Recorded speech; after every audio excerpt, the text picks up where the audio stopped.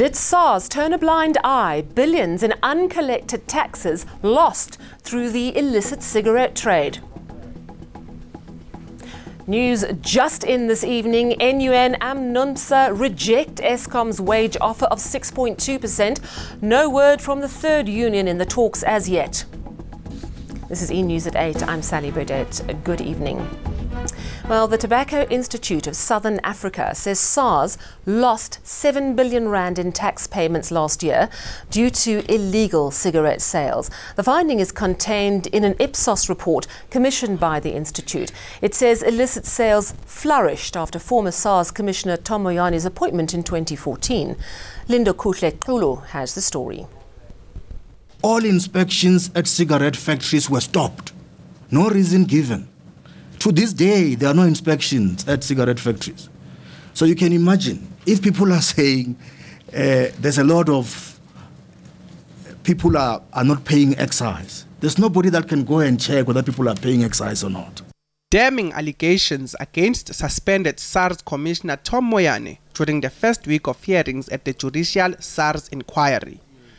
The tax collector's former chief enforcement officer says Moyane disbanded investigative units in 2014 without providing any reasons. Now, a new report by Ipsos, commissioned by the Tobacco Institute of Southern Africa, claims South Africa has been losing billions of rands in revenue from cigarette sales every year, 7 billion rands in the past year alone. We commissioned independent third-party research by a credible market research agency, Ipsos, to go and do a market research for us. And what the market research basically tells us is that there's 8 billion illegal cigarettes that will be sold in a year. That is more than a third of the market in non-organized trade.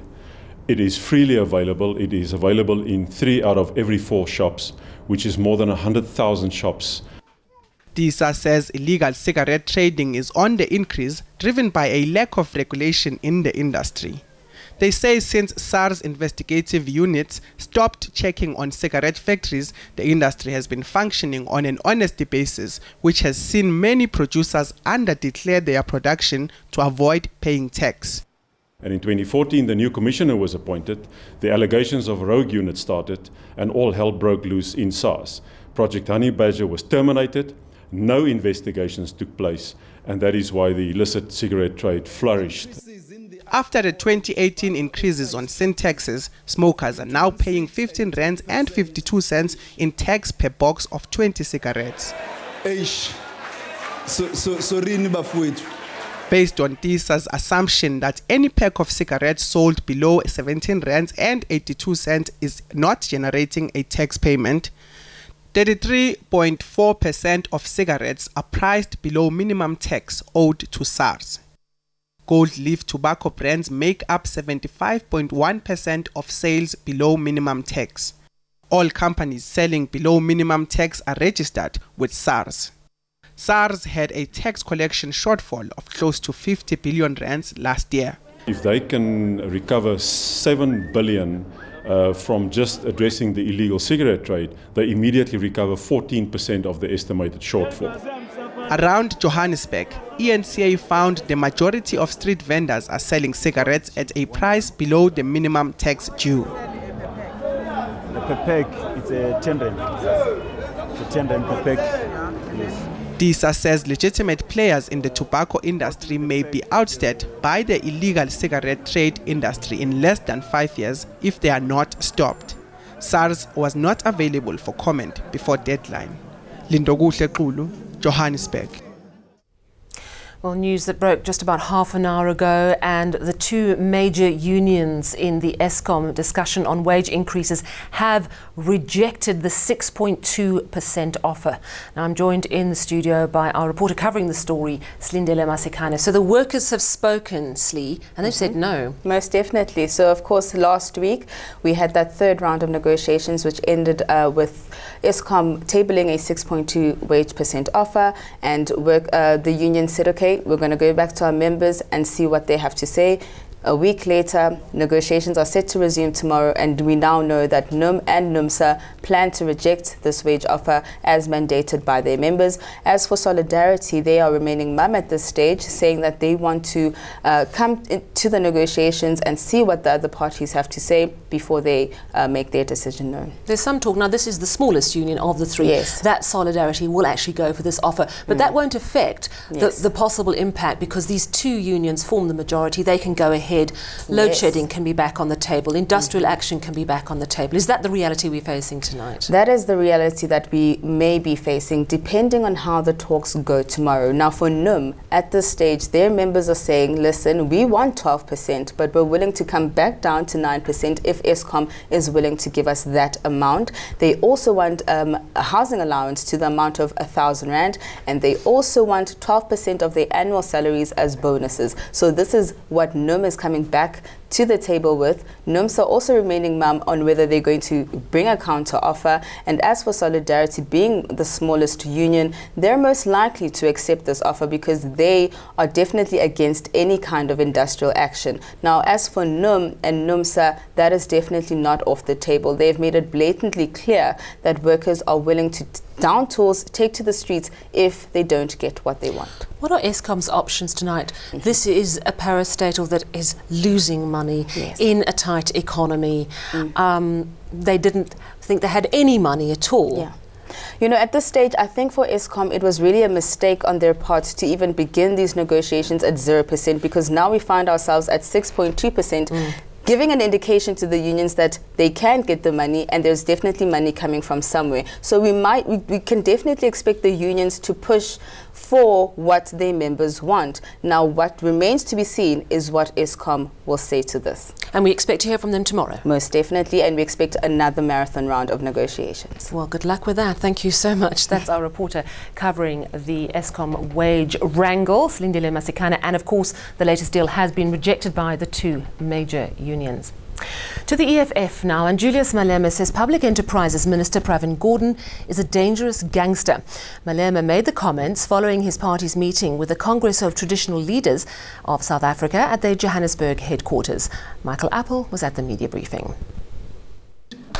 Hey, Pravin saves the day. That would be Pravin Gordhan, the Public Enterprises Minister that he's talking about. Malema wants to know, which president allows a minister to be so powerful the way Pravin is?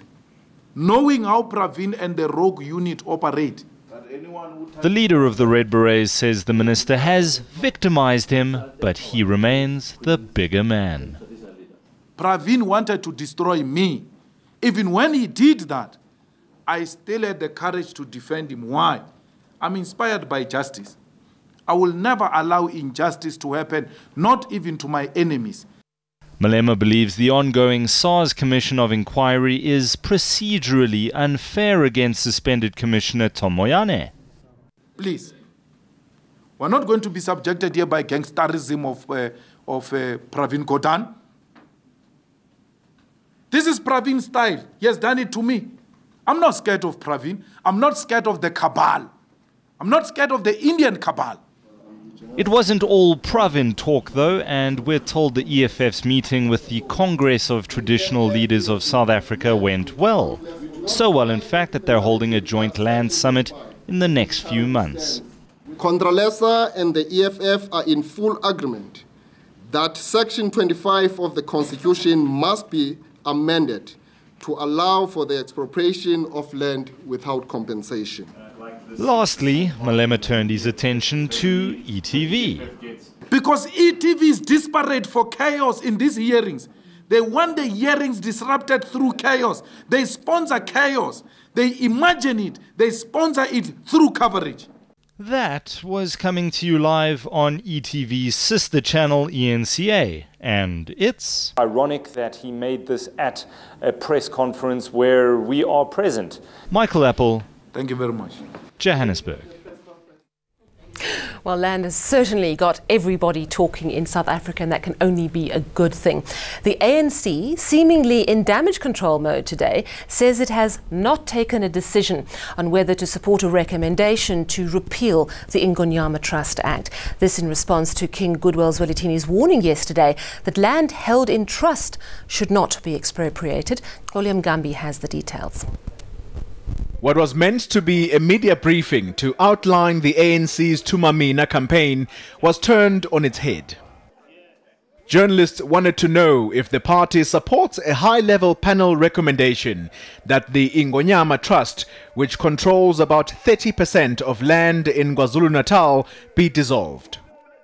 The position they formulated on the question of Ingonyama Trust, there is no view of the ANC that says we support the high panel. There is no such. And in fact, I must express also my apology. After the failure of numerous attempts to persuade the panel's leader, former President Kgalema Motlanthe, to apologize to traditional leaders for calling them tin pot village dictators, ANC MK Veterans Association spokesperson Carl Niehaus issued an apology to the Zulu King at his Imbizo on Wednesday. Entirely unjustified. But the ANC has distanced itself from his words. Carl Niehaus has got no such a mandate to represent the ANC. He's an MK-MVA spokesperson. The ANC will speak for itself. Carl Niehaus was erupted there like a volcano on his own. And who mandated him, he must account to the people who mandated him. Balula says the party will engage King Goodwill Zwelithini on the Ingonyama Trust. He reassured the monarch that the governing party is, quote, not anti-Zulu King and harbors no intention to annex his land. William Gambi, Johannesburg. Still ahead on eNews, the Competition Commission takes aim at high costs in private healthcare and hones in on the two medical schemes that dominate the market.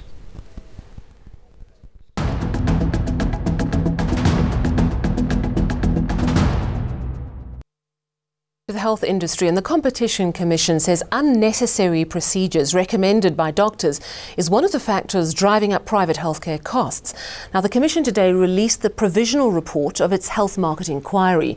The report blasts Discovery Health as the dominant open medical scheme with a 55% market share. John Bailey has the story. The Competition Commission says there's a high level of concentration in medical schemes and private hospital markets in the country. At the same time, unnecessary procedures are driving up private healthcare costs. This overservicing includes increased admissions to hospitals, increased lengths of stay, higher levels of care, greater intensity of care, and the use of more expensive forms of care than necessary. It's about seeking care, frequently expensive kind of care, when maybe something could have been done out of hospital, but it's done in hospital. So this is where our focus has been. And obviously our remedies have to match and address what we see. The report says of the 22 open medical schemes, 2 schemes hold about 70% of the market, with Discovery Health Medical Scheme holding 55% by number of beneficiaries. Of the 60 medical scheme administrators, Discovery Health and MedScheme accounted for 76% of the market based on gross contribution income. The public health sector and the private healthcare sector are like conjoined twins. If one sucks in more oxygen at the expense of the other, then the other one won't survive. And this is what has been happening. So what I want to see happening now, as the Commission recommended, is the affordability of the prices through regulation. The Commission found that the private hospital market is also highly concentrated, and this limits competition. Mediclinic, Netcare and Life Healthcare have a combined market share of 83% of national private facilities by bed numbers and 90% in terms of total number of hospital admissions. The Competition Commission's recommendations include that changes be made to the way scheme options are structured